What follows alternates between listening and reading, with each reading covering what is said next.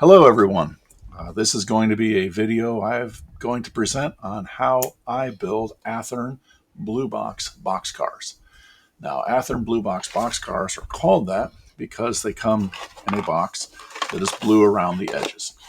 These are still readily available everywhere. They haven't been made in decades, but you can find them on eBay, all over the place at train shows, yard sales, antique stores, whatever.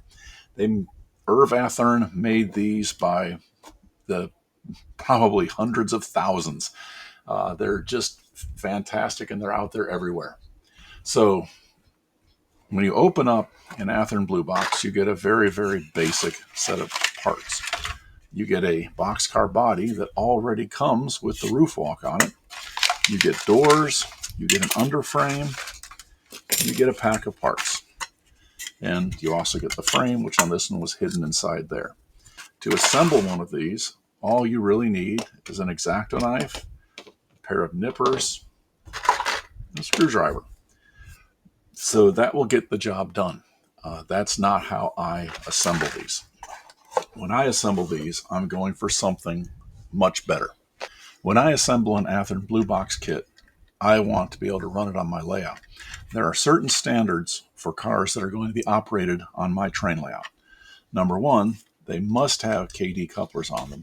And if at all possible, they have to be inside their own KD coupler boxes, not the coupler boxes that come with the train cars. I also want KD trucks on them, and I want them weighed properly to my standard of a 40-foot boxcar, so it should weigh 4 ounces. And the weights have to be non-magnetic. The weight that comes with Athearn Blue Box cars is steel. It won't work for what I want to do. The first modification that I make to Athearn Blue Box kits is to remove these nubs that are on the underside of the underframe. Now, these are from the mold ejection process. I use a number 17 blade and an X-Acto knife, and that chisel tip just takes them right off without a problem. Now, the Athearn underframe includes these nubs, which center the Athearn trucks. I'm going to install KD trucks on my models, so this center nub has to be removed, and it's incompatible with the KD trucks, but you don't need to do any additional modification other than a quick slice with a number 11 X-Acto knife blade, and then it's taken care of. Then I grab my big pair of nippers, and I just cut off the stock coupler pockets. I don't need them. They don't do any good, so mounting the couplers in a KD coupler box is a much better choice. You get better operation. All that holds the coupler covers on an Athearn box is 2 metal spring clips.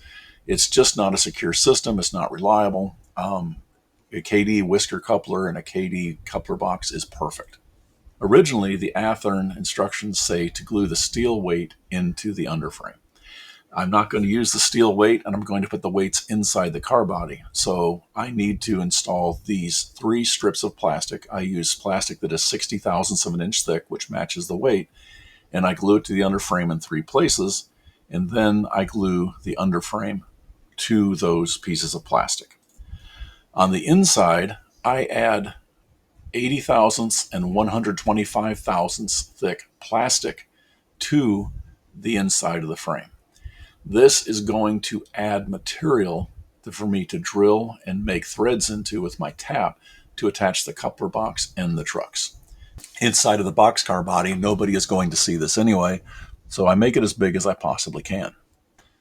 Then I go ahead and glue the underframe to the modified floor frame, and then I add a couple pieces of 60 thousandths of an inch thick plastic to act as a mounting pad for the KD coupler box. To bring this up to my operational weight, I need to add 2 ounces of weight to the inside. Now for this, I'm just using 1 ounce lead fishing weights that I hammered flat on an anvil. And I hammered them so they fit inside this box that I constructed from 80 thousandths of an inch thick styrene that is 1/4 of an inch wide. It's very important to keep the weights centered. Now, a lot of people will say to move the weights to the end of the car so the weight is over the trucks.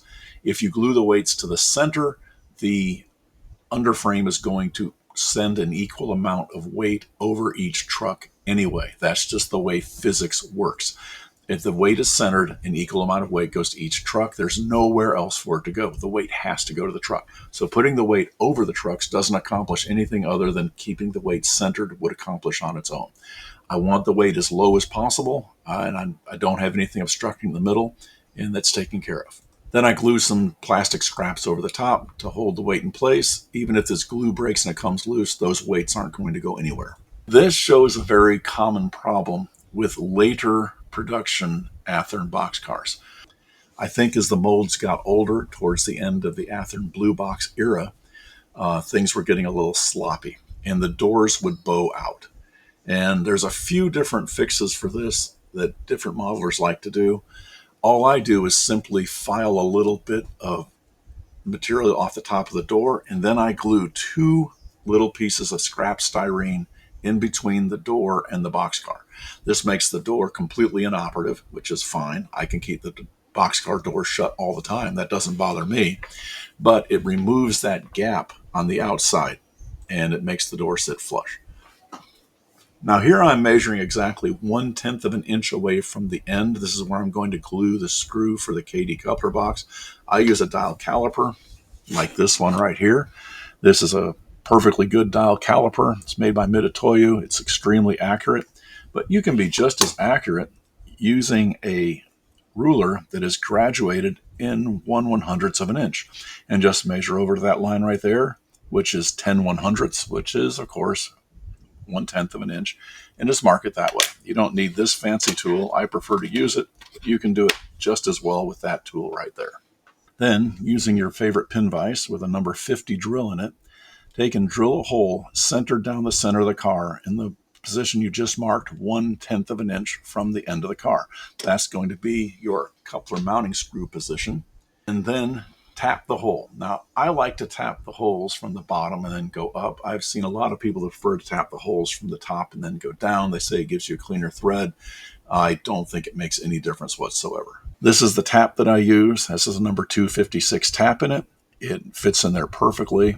I have no problem with it. I think it's great. But you can use a 256 tap in a pin vise like this and also get perfectly fine results as long as the hole is clean. Then I assemble the KD couplers. For this project, I'm using whisker couplers and I'm mounting them in a standard KD box. This is the snap together box, and they fit together and just get screwed right on the end like this.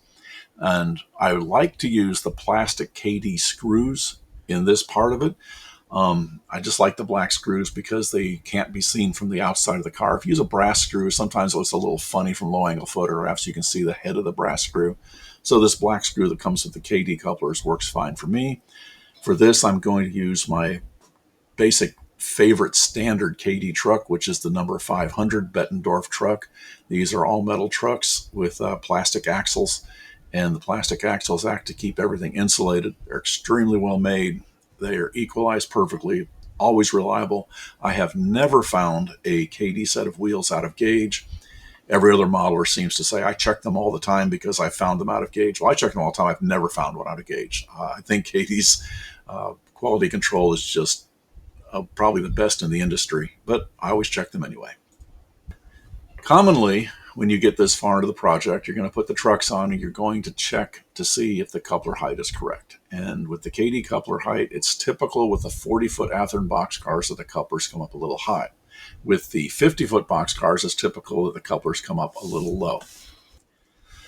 So I just grab my trusty flat file and I remove a little bit of material from the bolster on the bottom of the car. You need to take some care to make sure that your file stays flat and the car is not going to wind up sitting at an angle. It doesn't take much effort to be this careful. You only need to remove a little bit of material. A fine file works perfectly well. You don't want to use a coarse file for something like this. You'll find out you took off too much material quite quickly.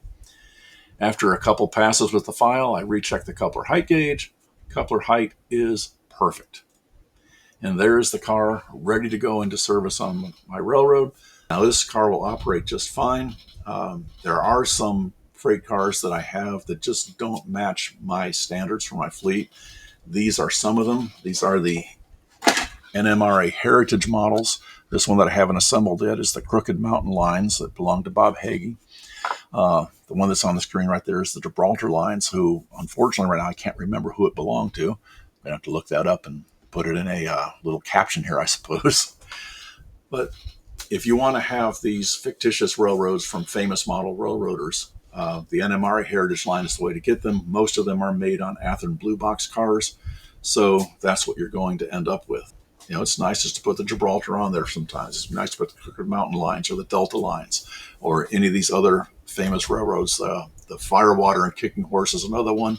The Bent Spaghetti lines. There's a lot of these cars in MRA, both living legends and the heritage lines, that it's just nice to have. Even if you don't run them, they look good in the display case. That is the complete process for how I get an Athearn boxcar up to full operational standards. At a train show, you're looking at $5 to $7 for an Athearn Blue Box boxcar. Going for these Heritage Lines cars, sometimes people want a little more. $10 for a pair of KD trucks, $5 worth of couplers, a little bit miscellaneous here and there. You're not into this car for even $30, and it's going to run reliably. It's going to be perfect. It's going to be able to be operated with the rest of your layout, and it's just neat to have some of these. And I hope you enjoyed the video. I do thank you for tuning in.